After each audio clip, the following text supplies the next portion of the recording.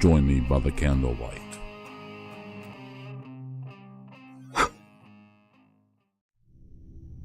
On July 18th, 2020, NASA launched a new vessel.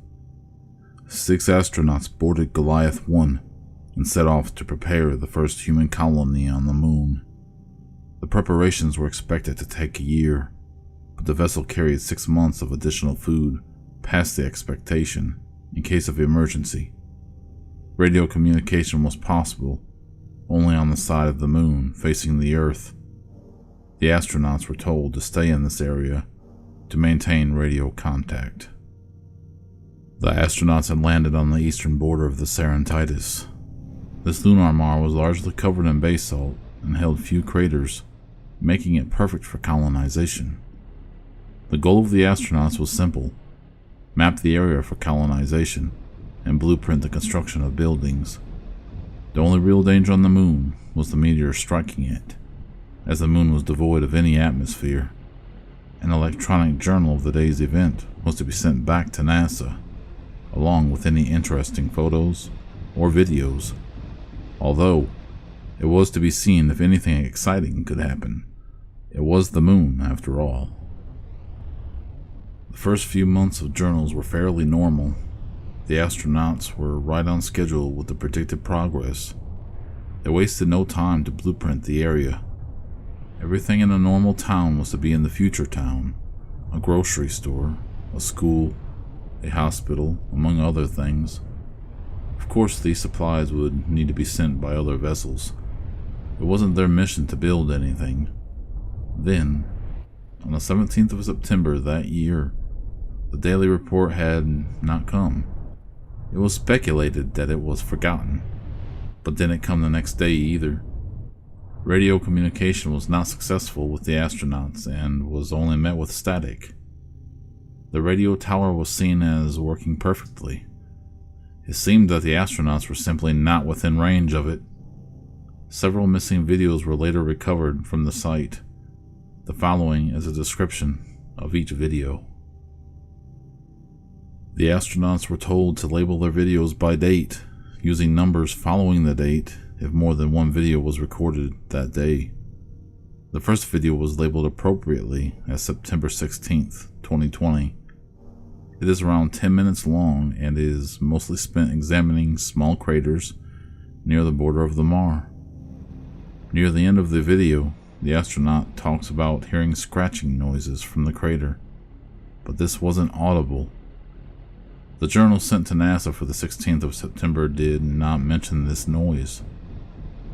The second video is also labeled appropriately as September 17th, 2020. This video was also focused around craters, specifically the nearby Bessel crater. This is an exceptionally large crater over 9 miles across and a mile deep. The plan was to eventually build a bridge across the crater. This video is roughly the same length of the previous video. The astronauts begin to make notes of the crater when the scratching sound is heard again. This time, however, it is quite audible and appears to be coming from the basin of the crater.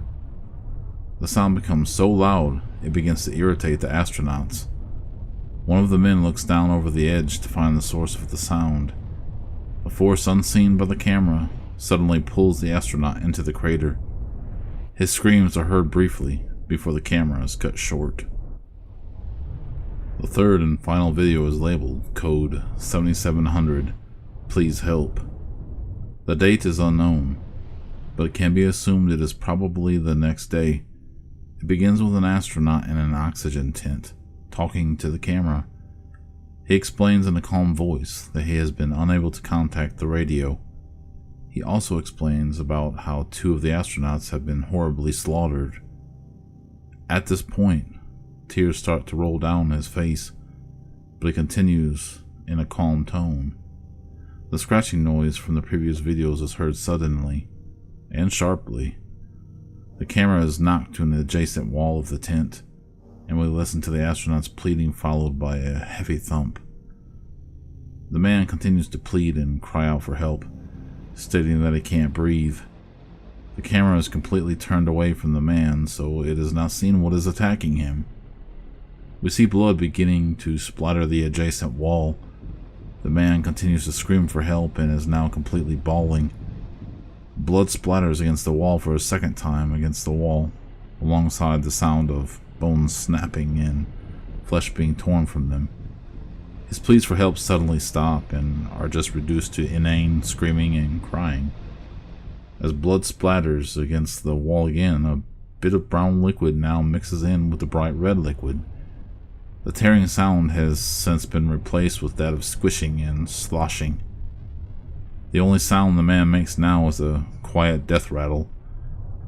Suddenly, the man goes silent, and several of his organs are tossed near the direction of the wall. Coincidentally, the night of September 18th was a red moon. None of the bodies of the astronauts from Goliath 1 were ever fully recovered. Colonization of the moon has been postponed until further notice. The team sent to investigate the radio communication problems the astronauts were having refused to talk to the public. Of the 4-man repair team, 2 have committed suicide since returning to Earth. While the 3 videos were recovered, a photograph was also recovered. It is still unknown as to what the photograph is.